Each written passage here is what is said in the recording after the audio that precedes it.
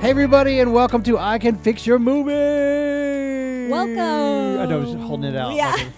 I can fix your movie. I was like, do I chime in? The World Cup is going on as we are recording these episodes. Oh. Here. Yeah. And so, but I'm not a soccer person. No, I'm not a soccer person at all. But I've been watching some soccer stuff, and so I'm like, we're going to fix your movie! And just hold it as long as I can.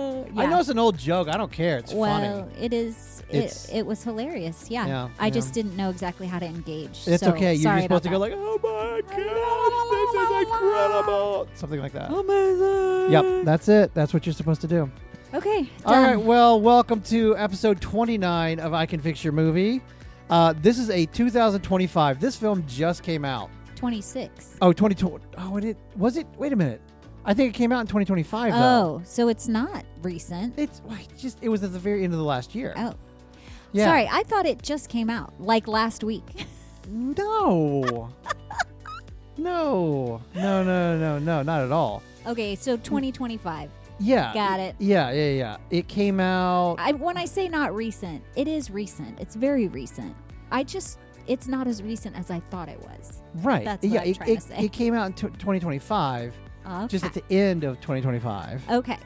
So this movie stars one of our favorite people. Oh man, Mr. Sam Rockwell. Oh, he's awesome. He's. We've sang his praises before. Yeah.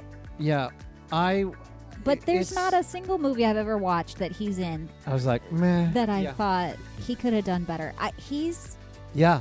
I mean, there's been movies he's been in that maybe weren't great movies, but he's always great. There's like people that like have, their Mount Rushmores of blah blah blah. Yeah. Like he is literally. If you were asking me like, hey, who's somebody you want to work with in a film? Yeah. Sam's like Sam Rockwell. Sam's probably the number one choice. I mean, Malkovich is probably two, but like Sam is. Man, he's right there. Yeah, I think he flies under the radar. You think? He's such an A-list actor. Why do you think No, he is, but I just think people don't, I don't know. I think people don't give him as credit? Give him as much credit as he deserves. I don't know, or talk man. about him as much. The first place that I remember seeing him was what was it? Much Ado About Nothing? Is that what it's called? Oh, Midsummer Night's Dream. Midsummer Night's Dream. You took mine. That's where I would say like Midsummer Night's Dream. If I ever met him, if I ever met Sam, I'd be like, look, Jojo Rabbit, amazing, Moon, amazing. These films are absolutely. I mean, Charlie's Angels. Amazing, wonderful work. Galaxy Quest, forget it. The best. But like honestly, I get Green Mile.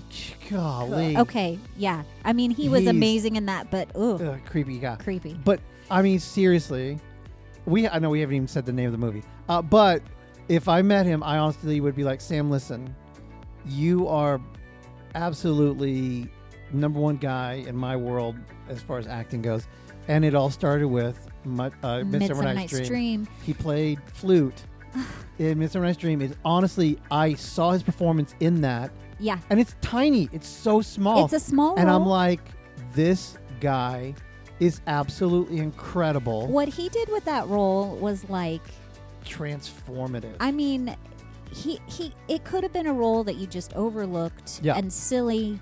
Because it's and funny how he's supposed to do his voice and all that stuff. Blah blah blah and unremarkable. Like he he took that role and he made it awe-inspiring. He made it beautiful. He honestly made it beautiful. It's one of those things of like ever since then he's been on our radar for sure. Yeah, I just love him. I love him to death. So this is the Sam Rockwell amazing film. Yeah. It's called Good Luck, Have Fun, Don't Die. Yes.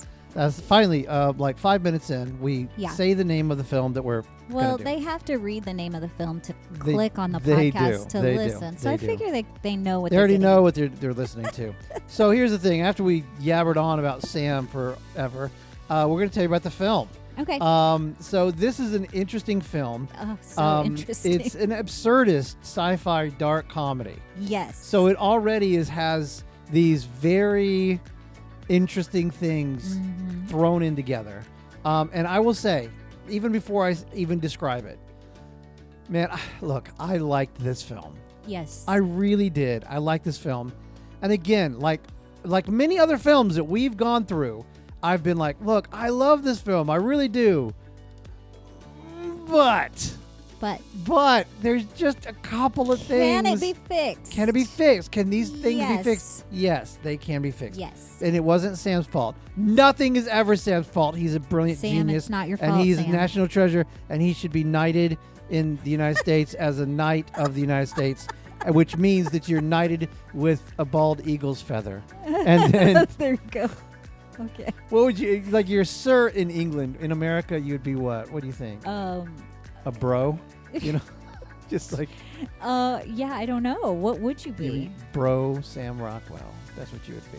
Yeah, maybe. And you get a bald I eagle's don't feather. love it, but you I get don't a bald have, eagle's I don't feather have anything better. and a Big Mac. You get both of those things. You're like, here you are. You're a bro. Welcome to America. You're awesome. Anyway, this is it's an absurdist. I feel like we're just trying to get an absurdist mindset. That's what's happening. Yeah, we're sci-fi dark comedy about a desperate there. attempt to stop a rogue AI from destroying humanity. No. Yep. It's this kind of weird. It's Sam Rockwell coming into a diner, totally disheveled, and it's from a bleak future. And he storms into this LA diner. I forgot the name of it, and he's taking on the patrons. Norms. Norms. Norms. Yeah. All right, there you go. It might be a popular. I have no idea what that is. I've never heard of it. We don't have them here. Yeah.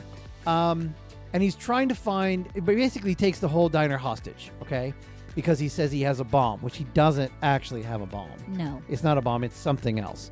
And he says that he needs the people in the diner to help him basically take on this AI singularity and change the future of the world. Okay? Right. And the only hope lies in assembling this ragtag, and I do mean ragtag. Ragtag crew, right? Very much and their so. lives basically, they're seemingly ordinary people. Mhm. There's Boy Scouts and Pi Alpha Deltas and, a husband and wife that are kind of like feeling a little separated and disjointed. Right. And, yeah. And they basically have to connect together to make the future catastrophe be averted. Okay? Right. And then the film kind of takes a little bit of a detour, and it goes back into the background of a bunch of the people that he's with. Okay? And it explores the backstories for bringing them all together over this chaotic, crazy night. And it's like Susan, one of the characters, Susan, she's coping with the trauma of losing her child. Right.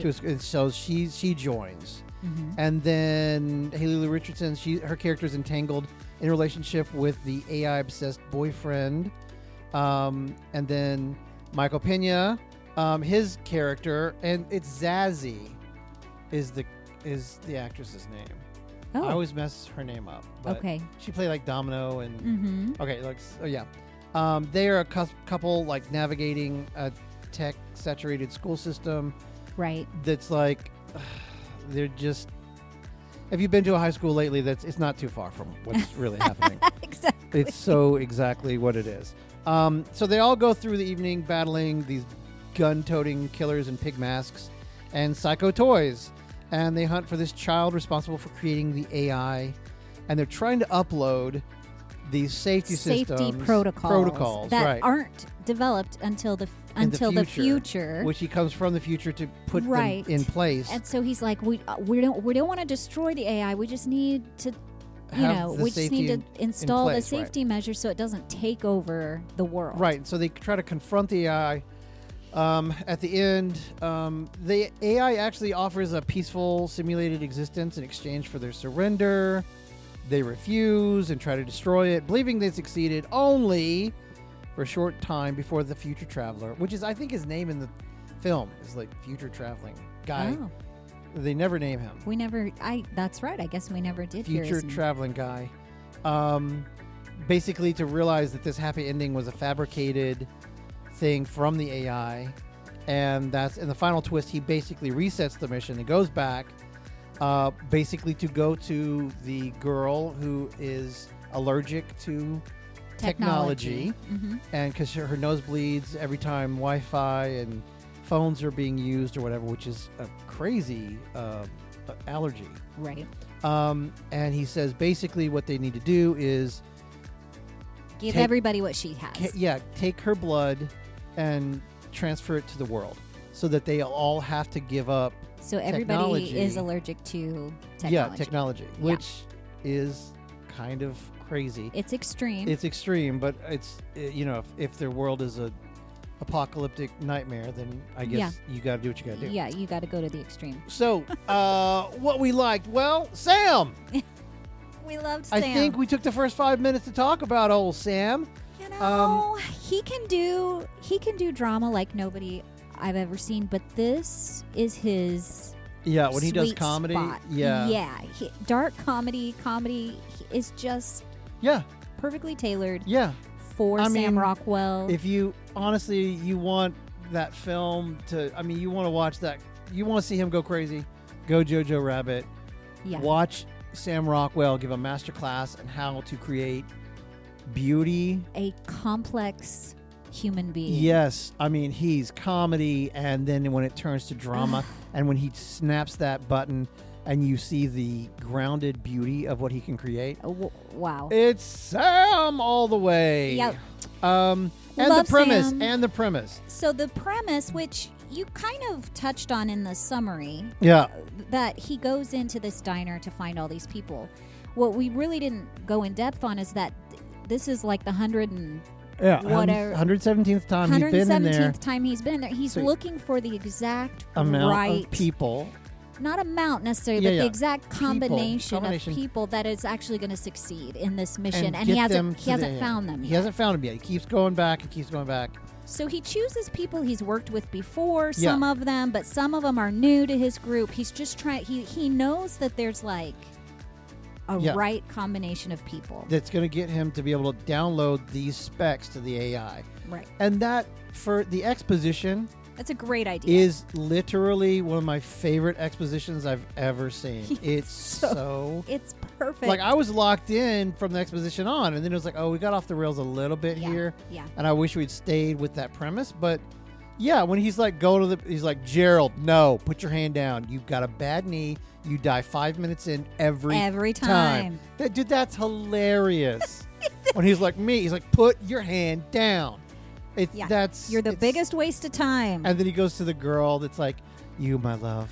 Yeah. We fall in love so many times, and you always betray me. It's so funny. But I can't help myself. I keep coming back for more. Let's roll the dice, baby. It's so funny. It's so funny. It really is a great, great performance. It's a great idea, great concept. So, Sam and the premise. Those things are key purrs. Yes. In fact, that I feel like that's probably your biggest fix of the whole film is that we wish the film would have just kind of stuck with that premise. It's the first thing I talk about, Act 1. It's the number one fix I've got. But we did like a lot of things, even when it kind of went a different direction than we hoped it would go. We were still laughing. We were still engaged. And the end of the movie, we were like, that was a great movie. Yeah. So, Hot take missteps. This is your favorite part of the episode. Just getting you to say it is part of it. Just say it. Just go ahead and say hot it. Take. Oh, I almost said it wrong. I literally almost said hot step. Hot step missteps. Hot take misstep. Yeah. Mine is the mom. So this is the mother in this. She has lost her son to a school shooting, and she's devastated by it. And she's in this diner, and she has like this. They've cloned her son in this world, in this absurdist world, but her son isn't quite what he used to be. And then this guy out of nowhere, which is again just weird. Again, that's kind of what this absurdist style is, and you've got to be able to say, "Oh, it's absurdist." You got to be able to roll with not understanding everything. Yeah. He hands her this little, box and this little earpiece, and he's like, "Oh, they haven't fixed it yet, but really this is more like what your son really is. It's just a voice. Yeah. Which is really just a MacGuffin to get her son to be able to help lead her on this mission. Yeah, because all of a sudden he's telling He's her like, he wants to help her go to Norm's and do this and do this. When and the do guy this. comes in, go with him. Yeah, but the thing is, here's the deal. Yeah. I guess my if he has gone, so the future man, Sam Rockwell. if he's gone through this 117 times, yeah. He literally says, the girl on the back, she raised her hand. He goes, oh, you've never come with me. Okay, yeah, let's go. Let's go. It's obvious that this is her first time on the mission. To raise her hand. And I'm like, here's the thing. Why now? Right. Why would this happen? It doesn't make sense. He's jumped to this space. She's been in that restaurant 117 times. With her son in her ear. And this is the first time that she raises her hand. He's like, Mom, now, do it now. No, Mom, do it now. And she's like, I just can't. I mean, I don't know. Why would she? It doesn't make sense.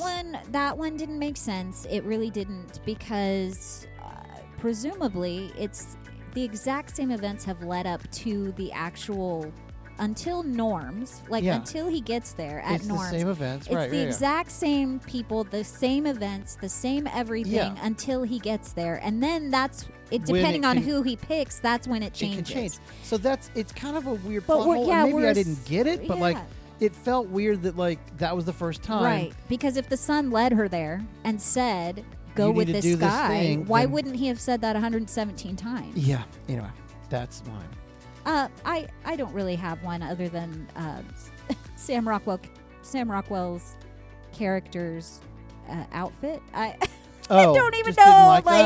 Well, no, I mean, I didn't mind it being futuristic or whatever, but he had tubes that had liquid pouring out of them, and I like that. None of it. I mean, it was fine. None of it was ever explained, but to me, I was like, I get having wires and all that stuff because he's in a suit that takes him back and forth from the future to this Norm's restaurant. All I could keep thinking when I see that, though, is God, he's got to wear that every day. He had to wear that for the whole every day shooting. He's got to sit down on that. He's got to, oh man, it's so uncomfortable. Yeah, it was a lot. That looks so uncomfortable. Sorry, Sam.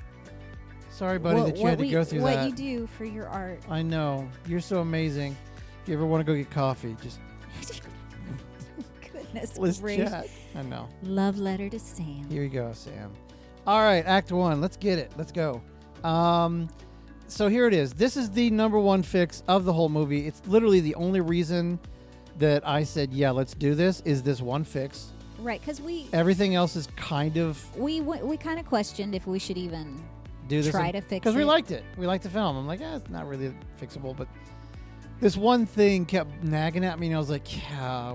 And then whenever I hear in my head, yeah, you should do it because this one thing was kind of a big deal, I'm like, all right, I know there's at least 5-6 more. And sure enough, when you start writing it, you're like, yep, there it is. Yeah. So this is the one. This is it, man. The movie loses sight of its most compelling premise. This thing is the best hook of the whole film is this team from this restaurant needs to find this single child before they grow up to create this AI. Well, not even grow up, just... in what was it, 40 minutes or something like that? Right, right. And I don't even know if we said that it's a child that's actually creating the AI. It's a 9-year-old child, right? Right. And he's got to be stopped before, and this thing has to be downloaded in before he basically... He finishes the coding. AI. Right. Yeah. Because that AI is going to destroy humanity, right? And so, and it's got this basic concept, right? That all he has to do is get the right people in place. Mm-hmm. But the movie gets super sidetracked with all these expositional side adventures, and it keeps going back and showing who these people are, and so it tells the stories of the people in the group. Yeah, but specifically the mom with the child that was shot.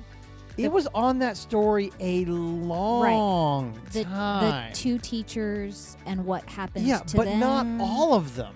And I'm like, I kind of don't like this. I really just don't. So look, here's the fix, man.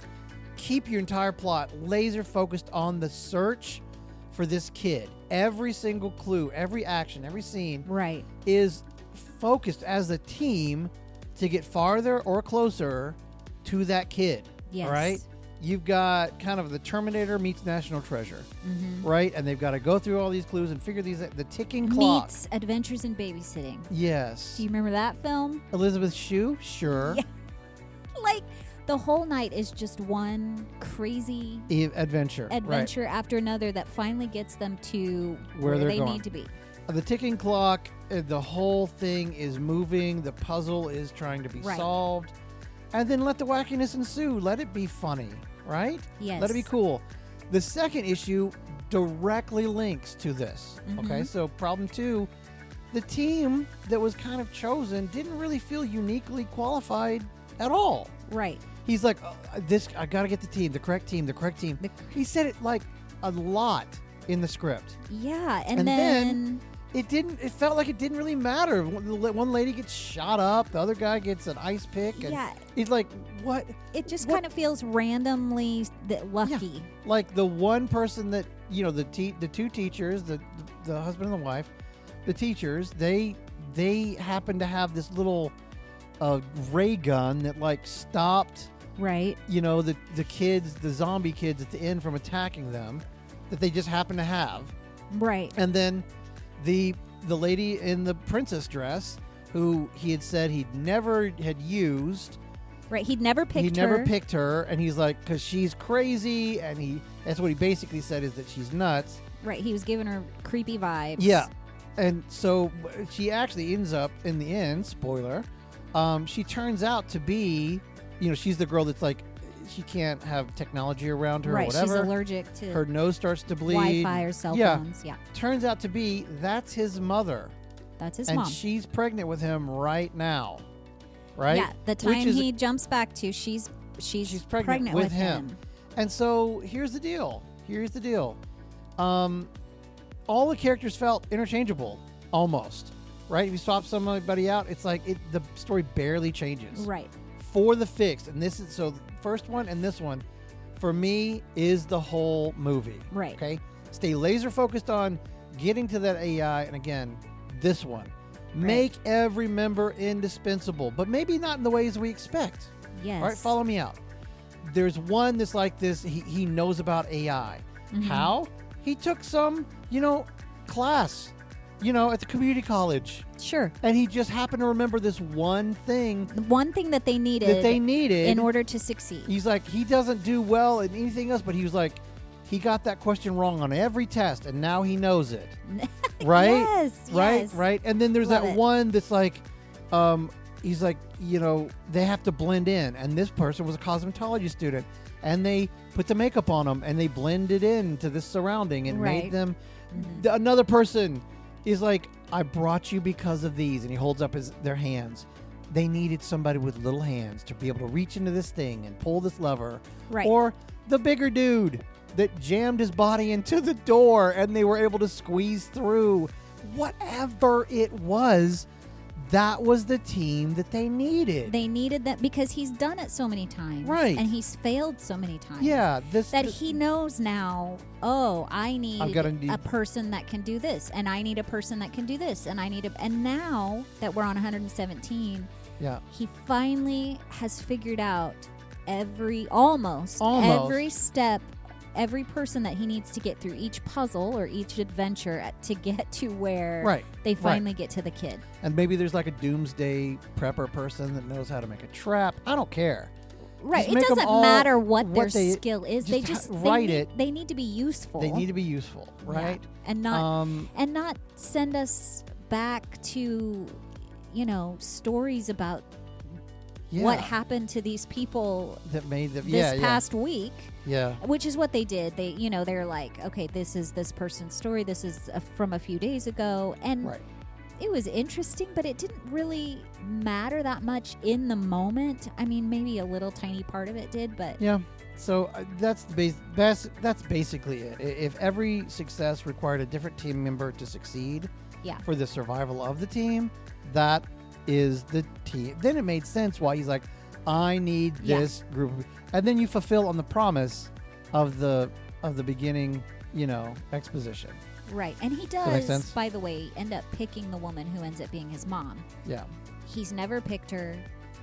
we find out later that he doesn't pick her because she's his mom, and he knows which I have a fix for. He knows she's pregnant. But anyway, he ends up picking her this time, and I think that ought to be important because it's like, okay, we're on 117. He finally has realized I need her specifically.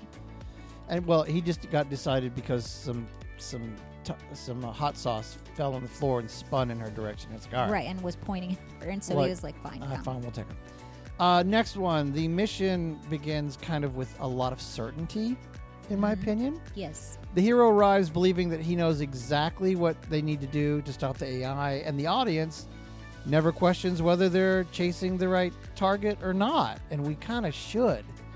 Okay? All right, there you go.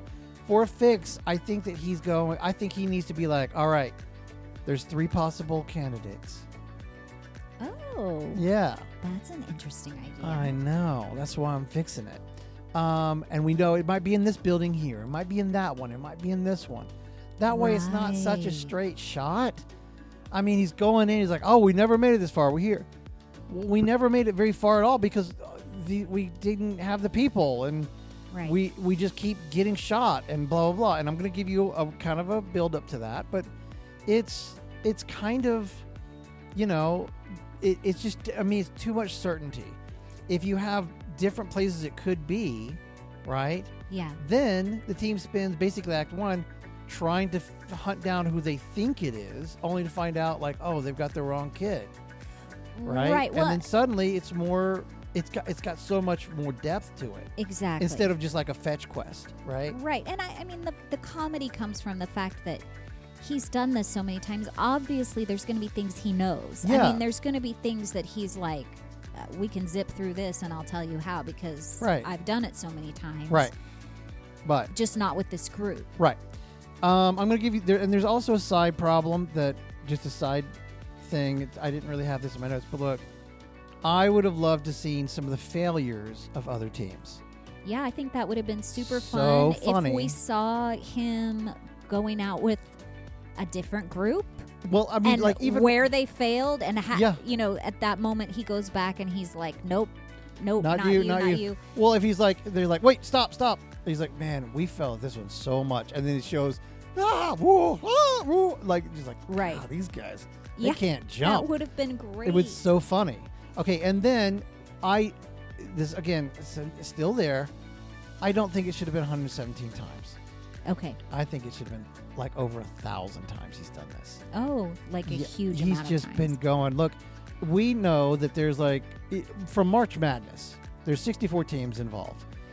The amount of combinations is literally billions. Okay? Yes. So that many people in there could have been billions of times. He should have done this mission over 1,000 times, okay? Yeah. And he still hasn't found the right combination to get. He still hasn't even found which kid it is. I mean, it's still trying to figure it out, right? That's kind of the thing. Or maybe he knows the kid but doesn't know the location. Something I has think he should have to been be so sure. I think he should have been still unclear of who they were going for. But, and then the other one is this. I think he should have picked his mother. Before then. And why he doesn't pick her now? Why does he picked her for the first, 100 times. But he kept seeing her die. And he couldn't do it anymore. He's like, I keep seeing my mom die over and over. I'm not picking you anymore. Right. I thought that would have been. But would his mom dying have then eliminated him? No. From being able to go back because he would never have been born if she had died. Well, maybe, but I think that's why they. Well, I mean, I think the thing is he thought that she would need her, but she keeps dying, and then he and shoots back. Yeah. Because. Yeah. But anyway, he couldn't keep seeing her die, and so he's like, I'm not going to pick her anymore. Right. So, also we never see how Future Man, how he got to that position, meaning like. All the tech and like because we just see him in a bunker with his mother. They do. They show a flashback of him. But how did you figure out how to jump back in time and all? That's kind of a big deal. We never. And he doesn't really talk about it. He talks about how he's kind of part of a group. Yeah. We know he's not working alone. Yeah. That he got with a group of other people who were trying to figure this out, and somehow they figured out how to. But it's never explained. Right. So that would have been nice. That would have been nice to to know. see Yeah. at least a little piece of that. Right. All right, man, and we just got to Act 2. Holy cow, guys, we got to focus. All right, the AI is too passive for most of the story. Mm-hmm. Meaning the entire, until they get to the very end, it's Right. really just they're like against a crazy man with a machete. What? The homeless guy, and they're up against some, like, they're trying to avoid these guys with guns and pig masks. Right, which we find out later were apparently hired. But we think that they're hired by the AI. The AI, but it should have been for the fix. You've got to reveal the AI is manipulating everything, right, to preserve its own creation. It's like it's sending police, right, to their location and saying these people are drug lords or whatever. It's got traffic cameras. It's got tips from these things. Anything they use, it's like, we can't use a credit card. We got to use. Right. We have to steal this thing from this person here to get, because if we use a card, hide yourself from the camera right there. Right. It's got to be all of those things. Yes. The AI weaponizes the modern world, right? And doesn't use some stupid monster cat with hoofs of a horse. It just. So it's. I know it's supposed to be absurd, but that was just so. That's the part where we far. kind of felt like the movie had lost its way. Right. So they travel through, and also if the AI is kind of throwing things at them, Yeah. then he can't know everything. Yeah. Future man, there's going to be variables because maybe the AI throws different things at him Each time, right? And that's kind of and so cool. he can't. He knows some things, like he knows, oh, we need to get through this gate, we need to get through this backyard, we need to get through this house. But the thing is, they really didn't struggle, other than the guys in the pig masks chasing them, until they get to this one house. And then they stop. That's literally at it's the one house that's like across the street from where the kid is located. And they stop and barricade themselves. Just run into the house. Yeah, just go.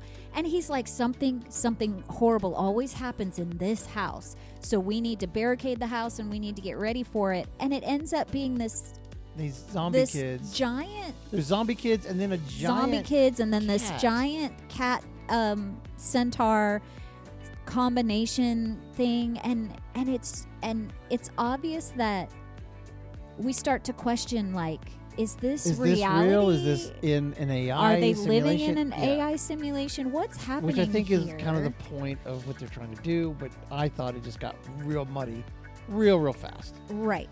Also, this is kind of another side little thing. When he's reset all these times, nobody remembers anything, but the AI should. The AI does. The AI should be mocking him with it. Yeah. And going like, this is the blah, blah, blah time. It comes up on an ATM. It's like, you're still not going to get me.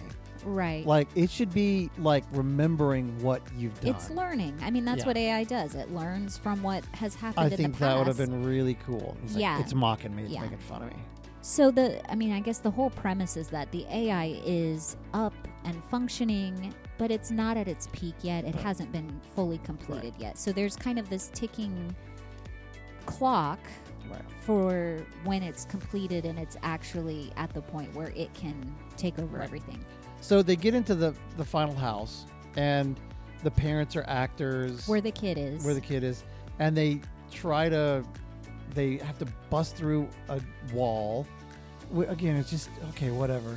And they find the kid, and he's just this futuristic monster. He looks like he's from Furiosa, Yeah, he's this bald Mad Max kid who has no expressions, doesn't eating Cheetos. He's just eating Cheetos, and he's like furiously tapping away at a keyboard, coding. Yeah, we're assuming, but he doesn't talk. He has no expressions. He's creepy. Yeah, and the thing is, it doesn't.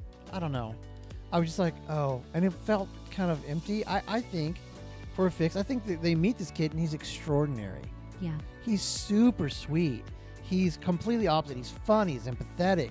He's curious. He's trying to solve problems, and he's trying to solve the problem with humanity. He's like, look, I'm creating something that's going to help us all.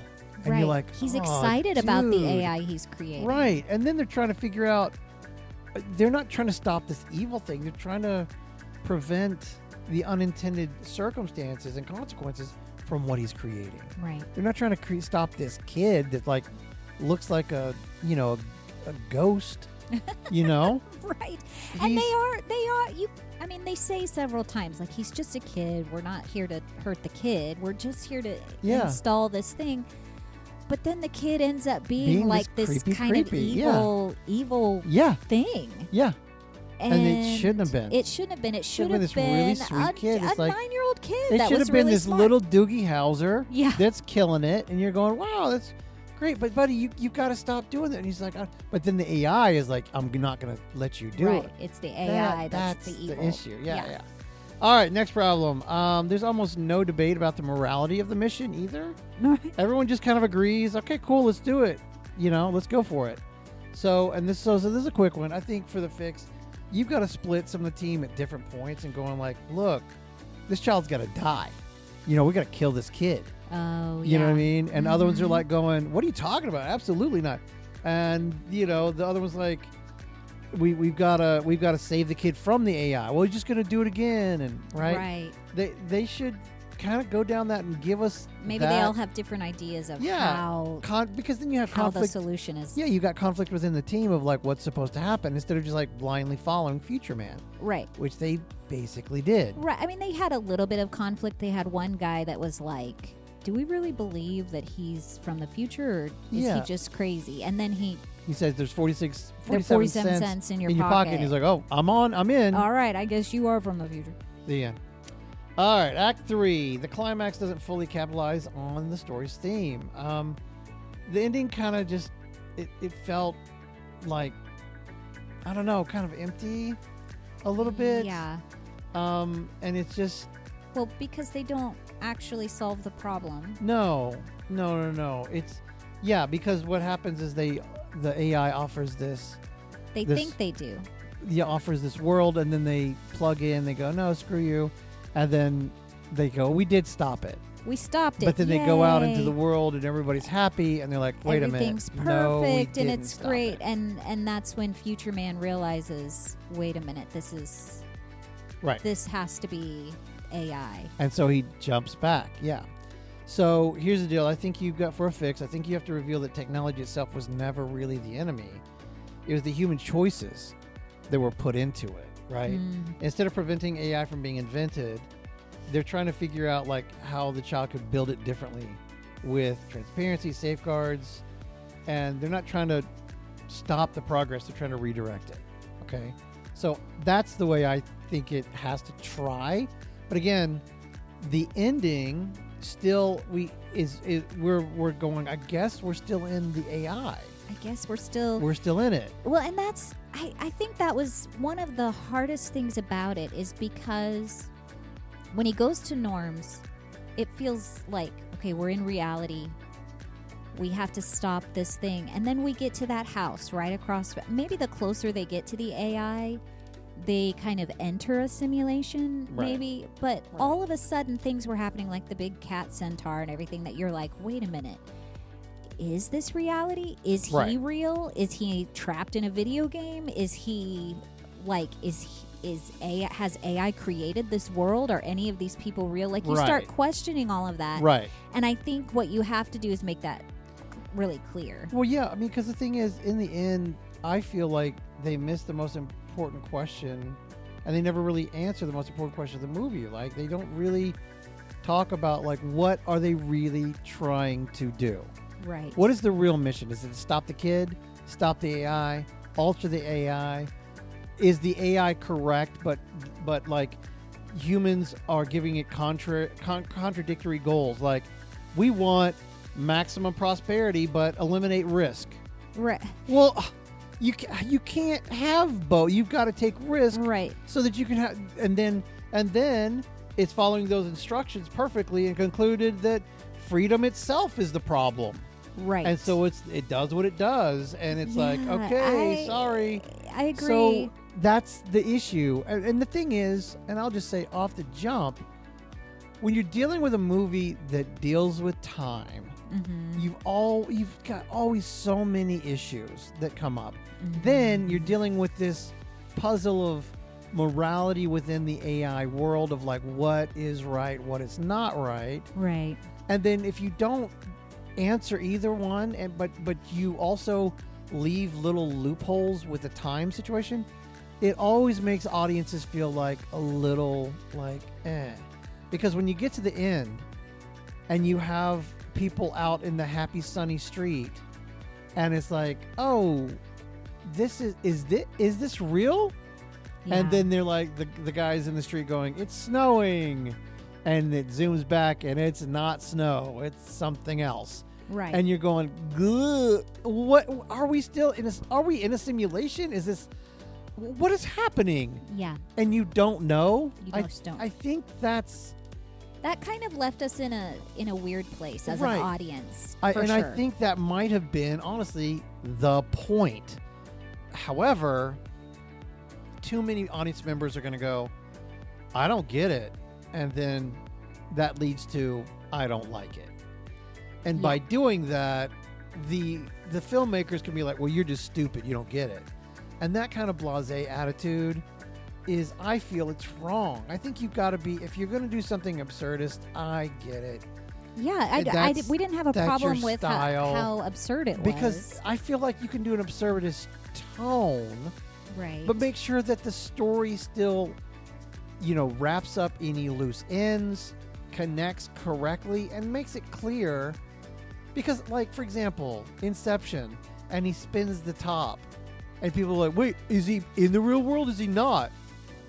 And I'm like, okay, but there were clues, and they actually did really tell you if he was or wasn't. In this, I don't know that they really...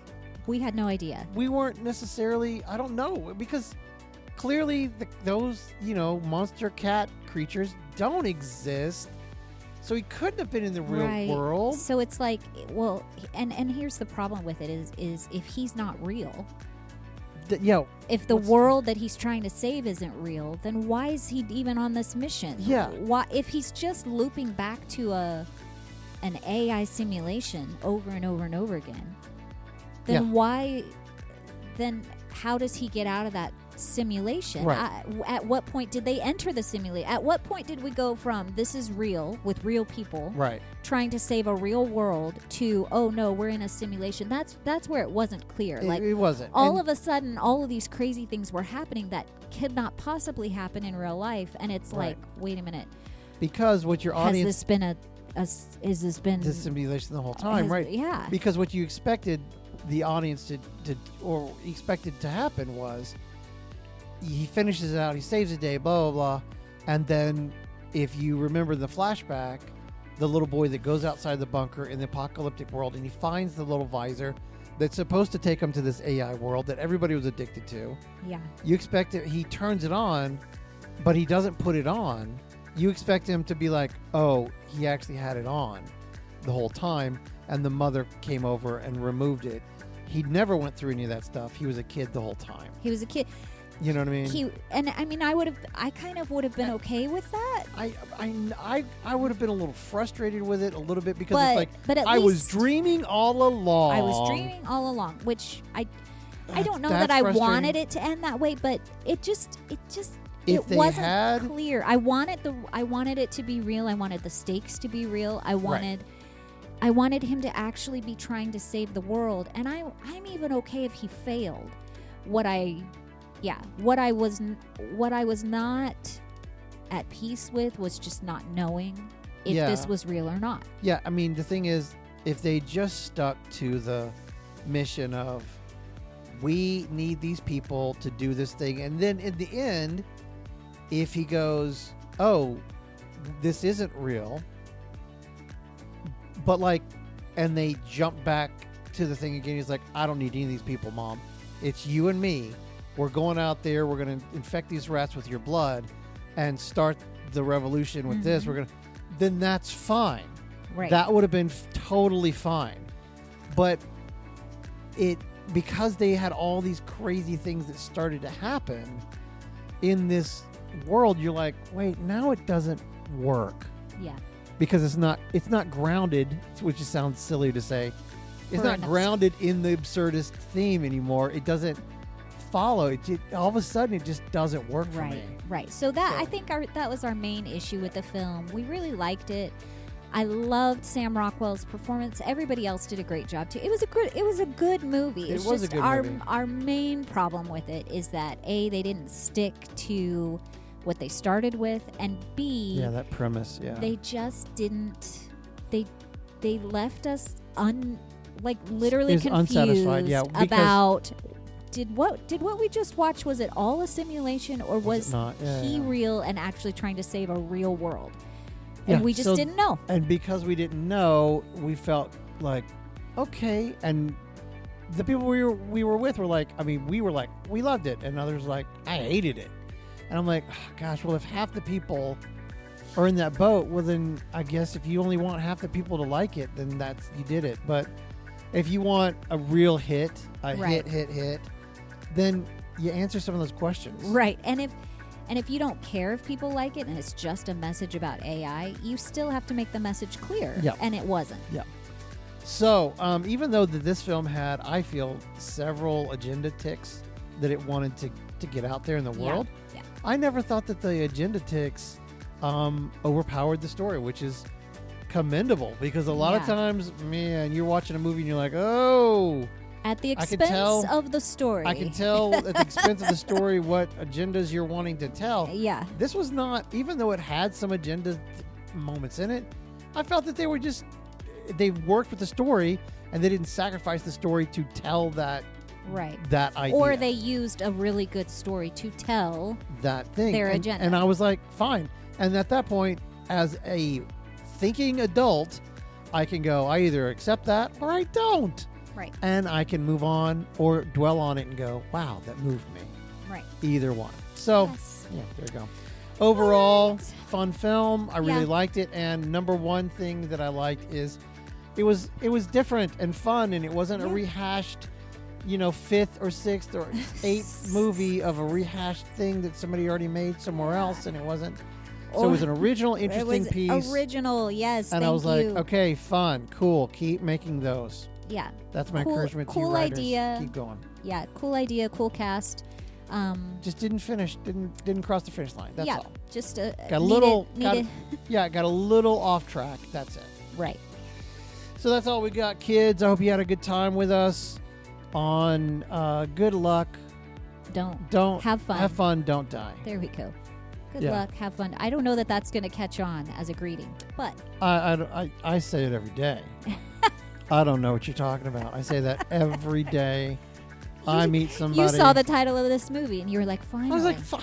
That's what I say every day. Finally, it's somebody. That and then the Truman exit. Like, if I don't see you, that's every day. That's my greeting and my goodbye every time. That's what I say. Yep. All right, everybody, that's our show. I hope you had a good time. Remember to pass it on, enjoy, like, share, comment, talk to us, have fun, and don't die. We'll see you next time. Bye-bye, everybody. Bye.